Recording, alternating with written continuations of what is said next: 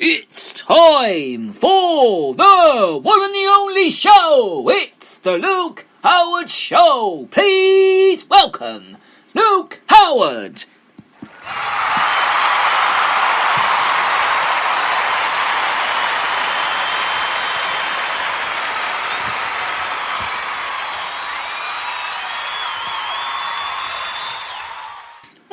Morning everybody, good morning. It's Saturday the 20th of June, would you believe? Wow, halfway through June. No, we're not halfway through June. The 15th is halfway through actually, would you believe? So we're not halfway through. We've got 10 more days, would you believe, until the end. No, we haven't got 10 more days. I keep getting that wrong as well. We've got 9 more days until the end of the month, would you believe? 29th.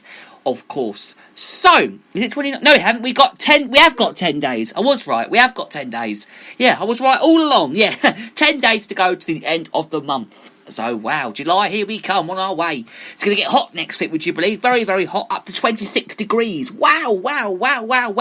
Welcome to the show, by the way. Welcome to the show. It's our last Saturday show for a while, because from next week, we're doing just Monday to Friday. And then when this is all over, which will hopefully be after the summer and we go back to normal, it will be all back to Saturdays. It'll be back to Saturdays, which means back to normal, which means back to Saturdays. But for now, there's going to be no Saturday show for a couple of months because, of course, we'll be doing every week, 5 shows a week. So we'll be doing Monday to Friday, and then we won't be on Saturday and Sunday until hopefully after the summer. And then after the summer, it'll be back to Saturdays 10 till 10:45. So, and it'll be live. It'll be live then. We'll be live at 10 till 10:45 then. So, let's start off then by talking about summer solstice. It's summer solstice today in the UK. I'm not quite sure what summer solstice is, but if I just search it up, summer on my lovely, beautiful computer, summer solstice is actually, I would believe, it combines with solar eclipse at a new moon. That's what it is, and it's going to be happening tomorrow. Today. My words at the moment. So today it is happened. I suppose it's already happened. Because now it's just gone 10 o'clock. It's otherwise known as the longest day of the year, and it is fast approaching, marking the return of brighter evenings. While festivals, barbecues, and beach holidays, I believe, that isn't actually going to happen this year. Would you believe? Barbecues maybe, yeah, but anything else, I don't think so.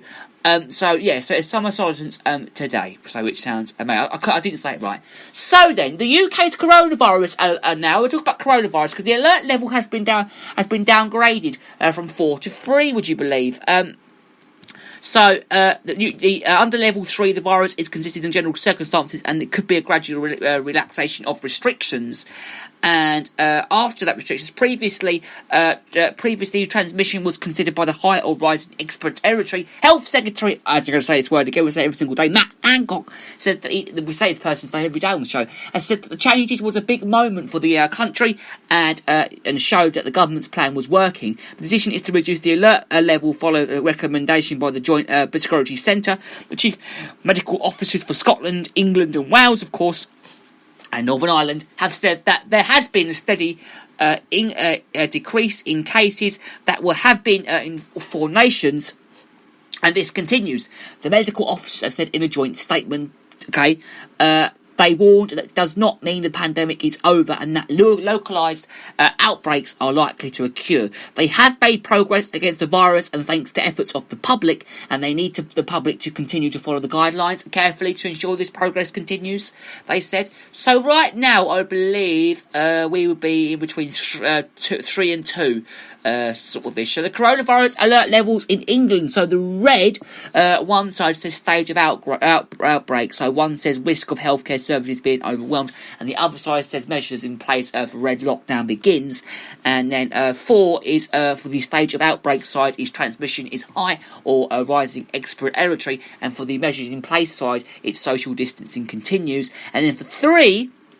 On the stage of outbreak side, it's a virus in a general circulation, and then the other side, which is measures in place, is a general relaxation of restrictions. And then for 2, the side of stage of outbreak, number of cases and transmission is low, and then the measures in place on that one, number 2, is minimal social distancing, and in chance is tracing. And for 1, it's for the stage of outbreak side is COVID-19 no longer present in the UK, and then for the measures in place, the green, the other side is routine international monitoring, of course, and that is what it is. The bar, they've introduced a little bar there.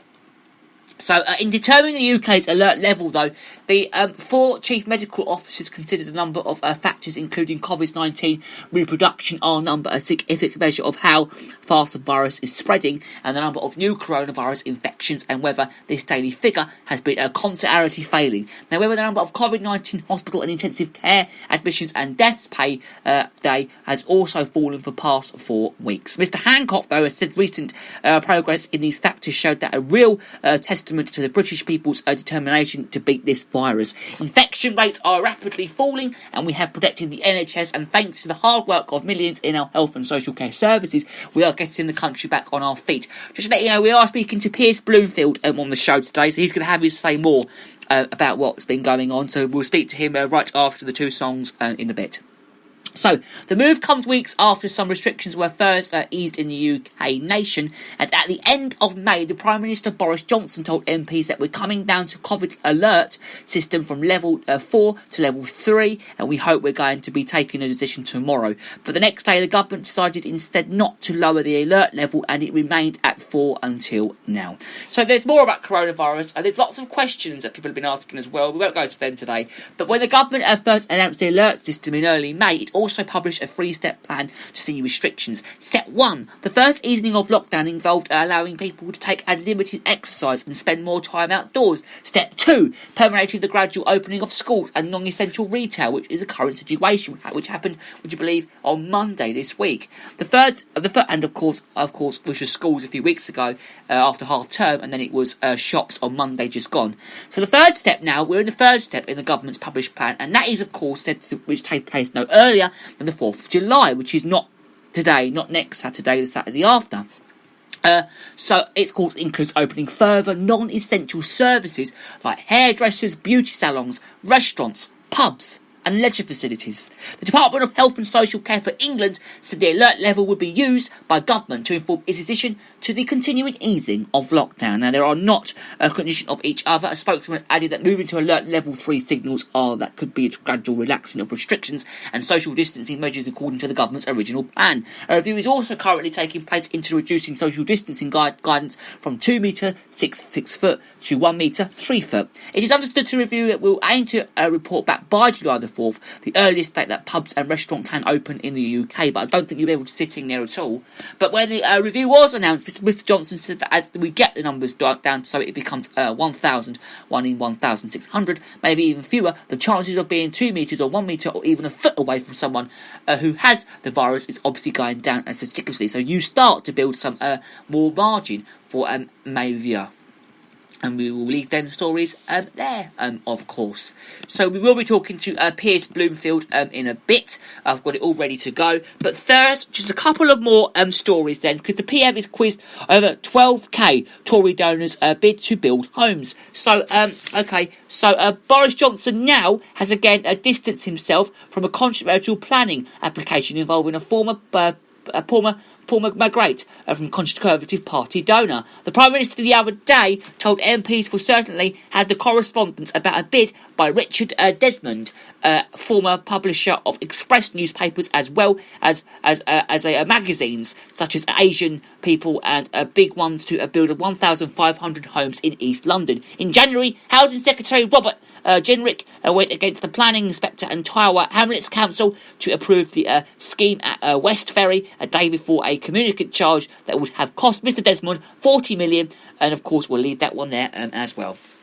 So a few bits of stories now there, because Britain's record stint without coal-fired power has ended after 67 days, 22 hours and 55 minutes. Tests ran after a maintenance at a coal power unit led to the fossil fuel re-entering the mix, but renewables now lead the way. The flight crew of MHS Queen Elizabeth as well are caring for a different set of wings. A stowaway racing pigeon nicknamed Pearly by the Royal Navy crew. The bird was found resting in a hangar of the 65,000-ton aircraft carrier, which is on trials of East Anglia, which is around this and our region, of course. A armed robber now who had stolen a lorry was shot in the leg by people who interrogated the vehicle. The man had been urged many times by officers to put the gun down, and he said witnesses in Swindon in Wiltshire. It was airlifted to hospital, but his injuries were not believed to have been life-threatening. Now, fire, which hasn't gone out in 175 years, is continuing to burn in a pub despite the lockdown. The tradition of 1845 Warren House in the Dartmoor, Devon, dates back to when it was an essential shelter in 10 minutes. Now, a jogger has been sheltered from a thunderstorm in London as the Met Office warned another deluge could hit much of the country today. Now, forecasters warn of rapid flooding as downpours have been soaked in southern England and Wales. It follows flash flooding in Greater Manchester on Tuesday night with lightning causing a house fire in Sheffield. Wow, house show in Sheffield. Well, you never know. You never knew that. Well, I never. So, okay, new outbreak now has been grounded in Beijing. Would you believe? Let's get to this story now. Then, okay. So, more than 60% of flights, would you believe, in and out of Beijing have been axed in a bid to stop a fresh coronavirus outbreak there from turning into a device-diversing second wave. The flurry of cases are linked to the ex-Flundry food market that supplies 80% of the Chinese capital's vegetables and meat are described as extremely grave by top official KQI. This has truly rung an alarm bell for us, he admitted of a meeting of Beijing's Communist Party Standing Committee. The city had gone 57 days with no locally transmitted cases until last week. Would you believe, late last week? Now, since then, there have been 137 promoting a full lockdown for thousands of people living close to the market and travel bans for residents of further 27 neighbourhoods. Schools have cancelled lessons while gyms and swimming pools have shut down, and more than 1,200 flights have been scrapped, and only about 500 arrived or departed from Beijing capital airport. And, the capital airport there. And, of course, the world's second busiest in passenger capacity. The virus was detected on boards used to do chop up imported salmon at the market. According to a report, its boss has been sacked, would you believe? Wow. Okay, so there we go. So, this is now Tom Olu's fan to tackle racism. Now, with White Lions star Tom Rise Harris says that he owes his TV success to white privilege, and the 27-year-old actor from Cardiff, he aims to use his newfound fame to help fight racism. In the drug-fueled Netflix drama, Harry's plays Manchester DJ Axel Collins, found dead in Ibiza for 20 years after going missing. He said, if I'm granted any kind of platform with the work that I do, and anybody might want to engage with me, then it would be completely remiss of me to not speak about it, because it is a white issue. I think as a white male, I have benefited from Semitic racism. It's our issue. It's the white communities. We have to sort ourselves out, he said.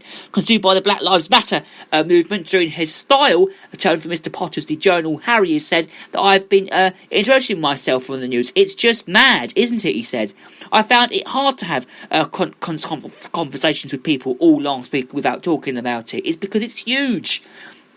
He said, I just don't think it's going to go away, and it shouldn't go away. I was really keen to talk about it.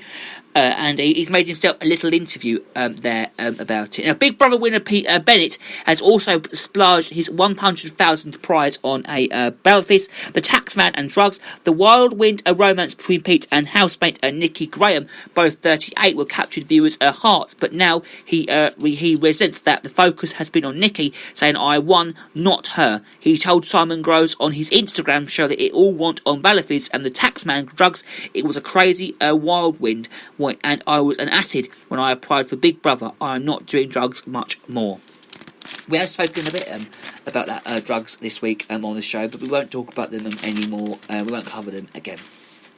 So, a footballer supported carriage to safety by a fitness trainer during protests at the weekend would like to thank his rescuer, and his son has also said that Brian Mao, who is a grandfather and was pictured being lifted out of the crowd by Patrick Hutchinson when clashes broke out near London's Waterloo station. The 55-year-old delivery driver was said to be a financial fan who was well known in the crowd. He was one of the several hundred demonstrators who gathered on Saturday last week with the stated aim of protecting statues. Mr. Hutchinson had travelled to the capital to keep the pace amid concerns that the young anti-racism protectors could then find themselves caught up in the violence he invented after a fair